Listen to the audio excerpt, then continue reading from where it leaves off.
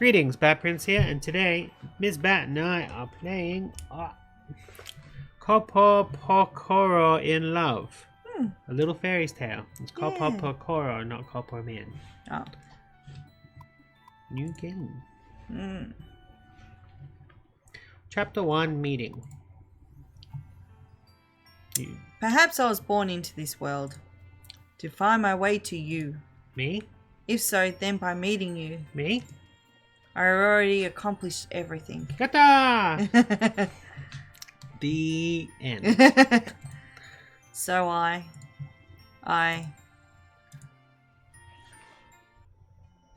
Ooh, pretty. In the space between light and dark, there exists a world undetected by human eye or ear. Two tiny figures walking along the outskirts of the world. Hey, Haru! Is this the right way? Haru? Do you want me to be the little woman? Yes, it is, curator. The two small women are tiny enough to ride in a human's palm. Oh, they're tiny. Dumpalinas. Oh, is this it? The spring of clairvoyance? That is correct. You never used it before, have you? Nah, like you and Ria, I've never cared about things outside Little People Village. They called themselves Little People. Super deformed. Chibi. She's number 9. Oh. In human language, they're also known as the people living under butterbur leaves, Koropokkur.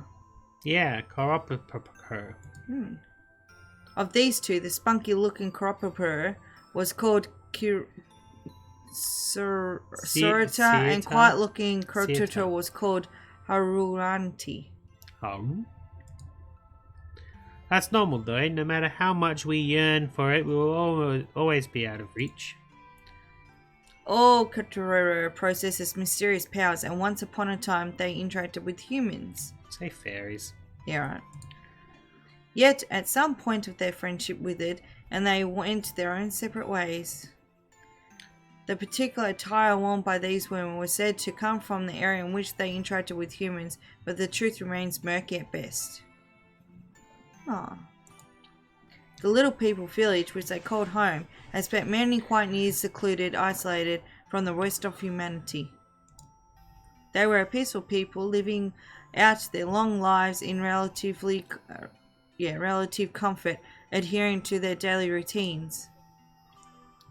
Yet right now, the two grimly looking down at the sight before them. The two women peered into a clear lake. At first glance, it seemed like an ordinary lake, but it defied common sense. Alright, I'll bring it up now. Picture her in your mind.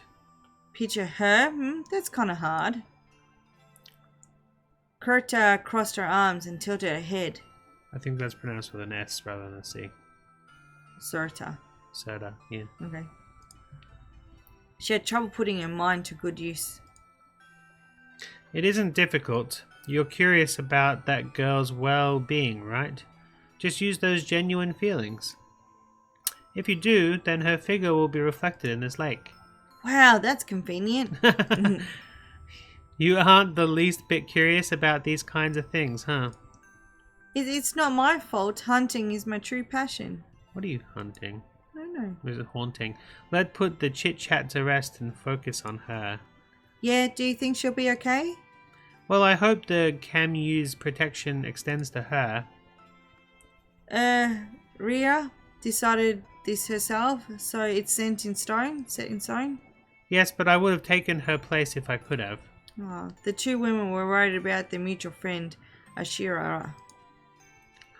I hope she isn't captured by humans, though. That girl does tend to lose sight of her surroundings when she gets tunnel vision. I'm worried sick about her. As Haruta and Surata thought of their friend, the lake surface began to change. Phew. Oh, something's appearing in it. Looks like it worked. Let's see. A blurry silhouette appeared in the spring of clairvoyance and gradually grew clearer. The two strained their eyes, peering at the image. There she is. She's number 9 too. Oh. Wow, it's so amazing! She was in Tokyo, Japan, right in the center of Akihabara, a land of mechanical devices far removed from mysticism and the spirits. A lone fairy woman walked along its streets, curiously gazing at the sights around her. A bevy of people walked around her, and normally one would expect someone to notice her, even if she was small enough to fit in the palm of her hand. Yet none of her passersby paid her in mind. This was because of her special fairy power.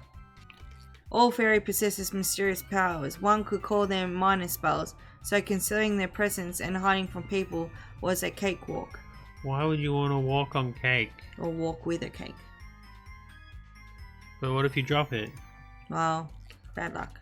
Even so, why was a fairy randomly walking the streets of a grand metropolis instead of frolicking with the rest of her kind in hidden village? That will be explained in due time, but for now let's try following after the fairy woman. Yes, Ira, or Ashira. There's so many big buildings, lots of people too. All of the buildings were a far cry from those of Little People's village, and seeing them up close left a huge impression. I've seen them many times before in the lake, but they're different in person. It's just that they're impressive stature either. There's a variety of buildings. Nearly all the buildings in Fairy Village were built from the earth. Yet the buildings of this land were made of something incomprehensible, colourful and adorned with various artwork and lettering. Yeah, this one says game, Oh. and this one says Bocky. animated. I don't know what Bocky means. Their size was exceptional too, and the rows of huge buildings pierced the heavens made this seem like a land of giants to the fairy. I didn't know there were so many kinds of people, their hair, skin, eyes, and their clothes in particular, all so different. Wow, she's so enthused. She's only little, expends very little energy. Since Akihabara was a tourist spot for many foreigners, Ashira's shock was only amplified. Compared to the fairy, who were all nearly the same attire, the mixture of human attire made her think there was infinite variety. In infinite combinations. Wow, that one's pretty. I want to try wearing clothes like that. With such excitement brewing in her heart, the fairy continued exploring Akihabara. Oh, there's an ad for Go-Go Nippon. I played that one. What is that? Her gaze fell on a lone woman. The woman wore a billowy outfit and was handing something out to the passers-by. Would she give me one of those too? I want one. A fresh wave of excitement washed over her. Yet, naturally, she couldn't accept it in her current form. She might be able to accept it if she realized her concealment spell released her concealment spell, but a ruckus would ensure. I can't let humans learn I'm the one of the little people. Murmuring under her breath, Ashira prompted ducked into the dark alley with a few people around. Uh-oh, not dark alley.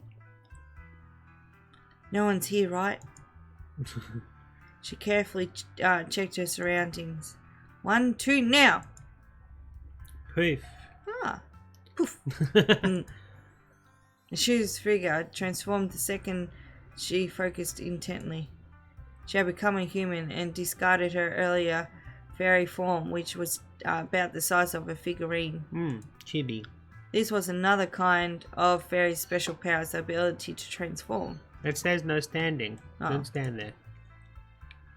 Is anything off about my appearance? Nah. Who's she talking to? Us. Ah, nope. You're cute. She touched her reflection in a nearby glass window. She's got ice blue hair. Yeah, no, I love it. A lovely young woman of peerless beauty in the great Tokyo capital of flowers stared back at her.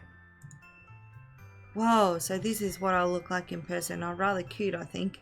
It really gives the in person another meaning, but it's actually as a person. But yeah, in person. That's funny. Sorry. No, it's all good. Ashira said, admiring herself as she touched her face and hair. Yeah? She never had any reason to transform into a person when she was in the village, so it was her first time appearing human. Yay! These clothes are so cute! Ashira was satisfied with recreating the outfit worn by a pretty woman she just saw. Oh. A serious look flitted across her face. I will give it my all. All of it. She muttered to herself, slapping her cheeks with her hands in stark contrast with the innocent optimism she showed thus far. It felt like those words carried the weight of the fate she struggled against. Let's go look at things. Yay, I got so many! So many what? And just like that, Ashira's abandoned her serious demeanour and expression of great joy after receiving a ton of flyers. What do you want flies for, you crazy little nymph? These are pretty, I need to cherish them. No! Rhea hugged the flies close, treasuring them. Oh, man. While they may be nothing more than tiefling flyers to humans, they are way more precious gifts. Uh-huh. I wonder what's written on these, huh? Maid Cafe Experience? What does that mean? Go see. Maid Cafe. If I recall correctly, maids are the people working at mansions, and a cafe is a place that sells drinks, right? Yeah, so it must make maids This was down also into drinks. one of Fairy's powers, the ability to understand human languages. Oh, that's a power? Yeah. Oh, you just didn't learn? Nope. Okay. But a maid cafe, Alright, does that mean it's a cafe exclusive for maids to use? No, it's when we turn maids into drinks. Excuse me. Even though she could understand the words, that didn't quite mean she could imagine what they referred to. Yeah. Oh well. Her interest was extremely quick to shift to something new. Whoa, there's so many cute pictures on the buildings. There's so many people too. Oh, is this a human festival? Perhaps? No, it's just ads. Well, the fairy held festivals in their village. There were none as vigorous as this. Okay. Of course, there wasn't a festival being held in Akabara. No. She was just witnessing its normal daily state of affairs. Ah, it's just ads. I bet Haru would be happy to see this. No, it's just ads. Suddenly she dwelled on the friends left behind in the village. Oh. One of them, Haratati, had always been more curious about the human world than Ashira. The human world is so bright. Ashira's eyes glittered as she eagerly looked into Akabiya's sights. Yet she steadily began to grow nervous. Maybe it was her imagination, but she felt like the people around her were staring at her. Could it be? Do they think I'm not human? That girl's cute. Do you think she's an actress? Oh, it's possible. The people in Tokyo are on a whole other level. Ah! Ashira started to grow anxious under the stress and quickly retreated to a different spot. She had no way of knowing her exceptional beauty attracted attention.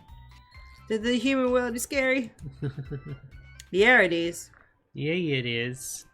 Alright, it's almost time to start. What are we starting, Satoguru? I checked the time on my smartphone, waiting for the moment to arrive. Soon the curtain would rise on the big event that would determine the future of my colleagues and I.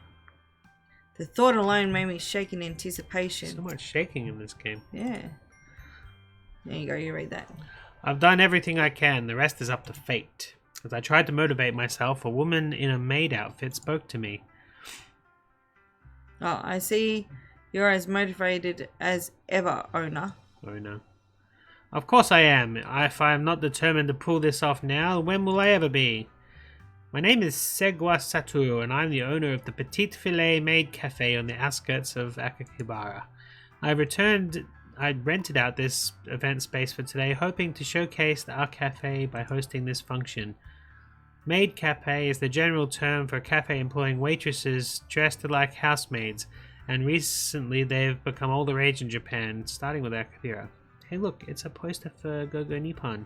Ah. This must be made by the same people. I played that. It's about when you're an exchange student going to Japan and these two sisters let you stay in their house and you like accidentally walk in on them in the shower and stuff. Accidentally, huh? Accidentally. Anyway, that's enough of fairy tales for today. I'll see you tomorrow.